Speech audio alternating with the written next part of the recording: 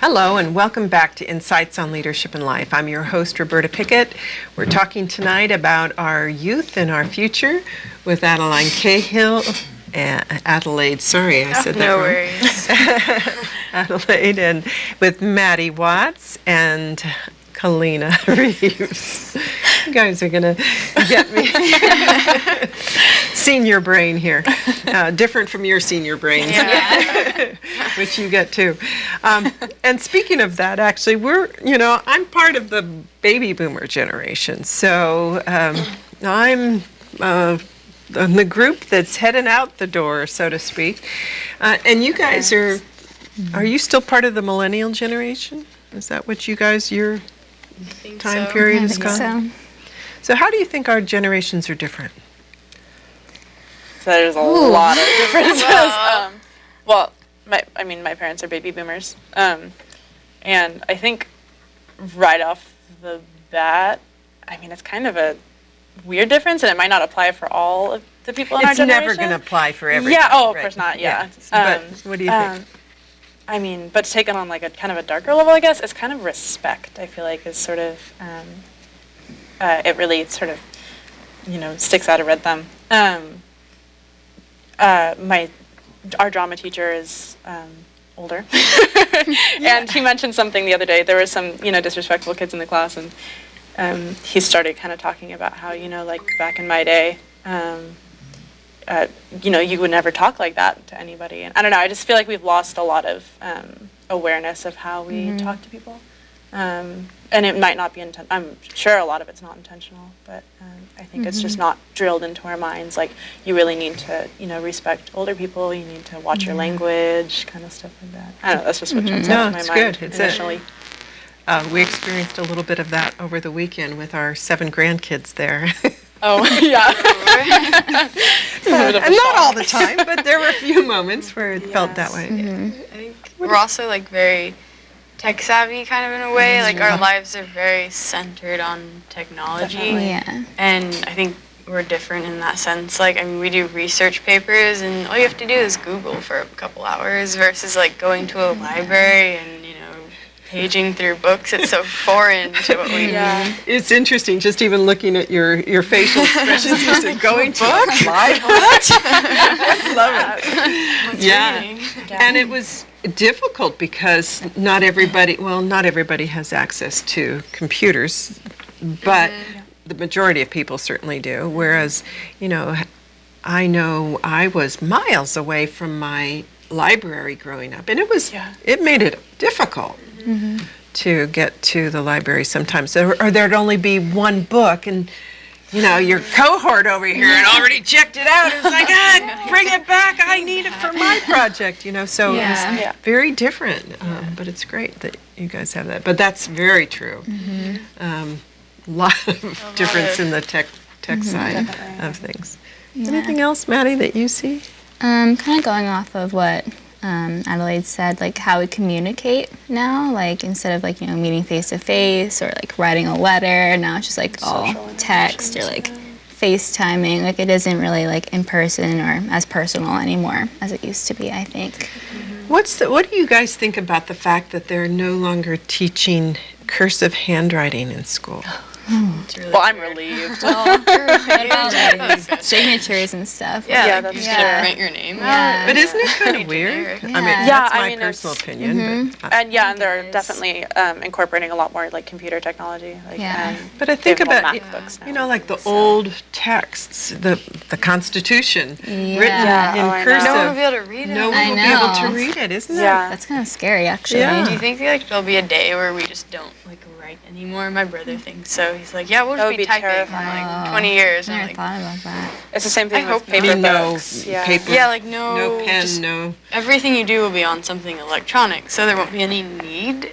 It's like what he explains. Like, you won't have to get a pen and paper to write a note. You just type it on your phone. That kind of thing.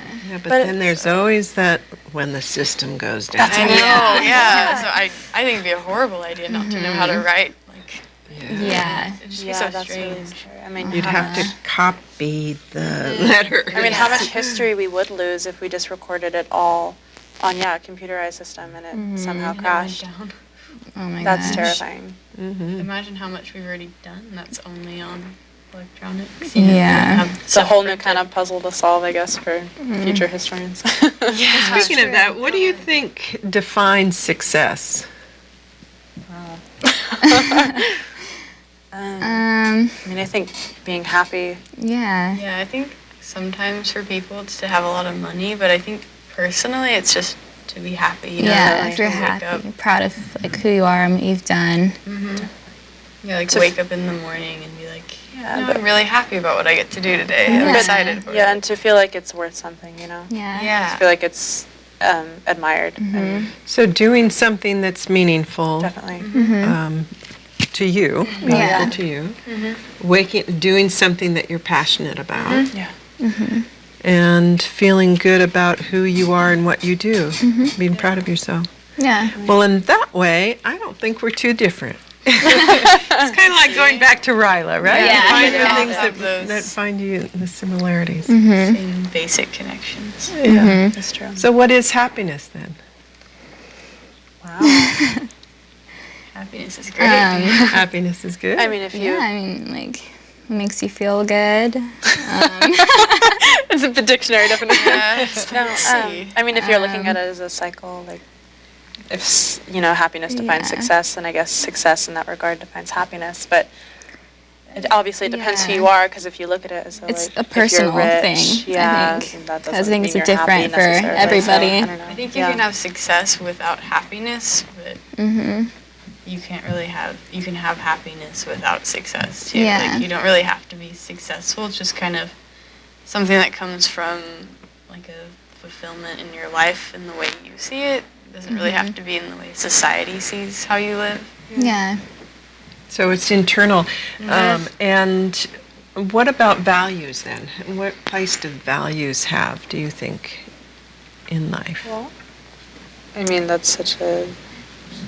Values is obviously about values, morality. I guess just like in general. Yeah, it kind of defines your character, Yeah. your personality, Yeah. forms your beliefs, I guess. Yeah. So I'm curious, and again, you don't have to answer this, but are you guys, are moralities in religion the same? No.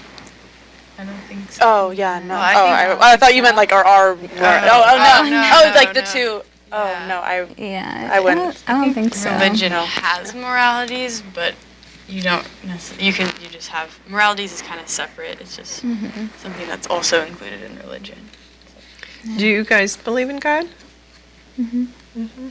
I prefer not to answer. The question. That's fine, and that's why I said you're okay with that. So I'm curious. Do you feel like whatever your beliefs are, do you feel like you're in the majority or the minority with your cohorts, with your other people your age? You think there's people that feel more people that feel the same as you do, or? I'm actually not really sure. I feel like that isn't really a topic that we talk about a lot among our peers, at least for me. So I'm not really sure. Yeah, so that's interesting. So it's a topic that you don't talk a lot about. Yeah, I feel like it's more isolated in the family.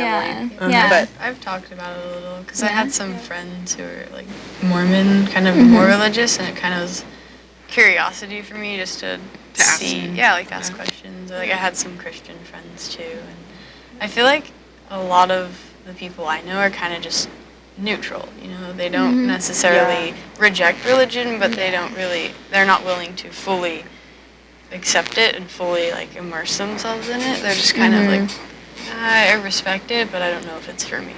And that's, this time of your life is a lot of time for questioning too, is learning and questioning and finding out. And it's good that you're asking questions and to decide for yourself and decide what you want.